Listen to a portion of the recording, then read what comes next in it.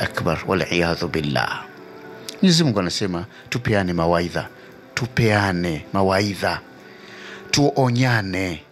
Basi leo nasi katika redio yako hii pendwa kabisa tumeona tukeke kipindi tukumbushane, na leo tutazungumzia katika ulichokisikia katika misikiti, maana khatibu pale lazima itakuwa amekuhusia swala la uchamungu. Na mimi leo nakuja hapo kwenye swala la uchamungu na faida zake. Ndio mada yetu ya leo, uchamungu na faida zake, faida za kidunia lakini pia faida za kesho akhera. Kwa ndio mada yetu ya leo, uchamungu. Uchamungu sio neno geni msikilizaji, kwamba hujawahi kulisikia. Hapana. Uchamungu, ndugu yangu Muislamu na msikilizaji, kila siku linasemwa, tumcheni Mwenyezi Mungu, muogopeni Mwenyezi Mungu. Sasa hili neno kwa lugha ya Kiarabu linaitwa at-taqwa.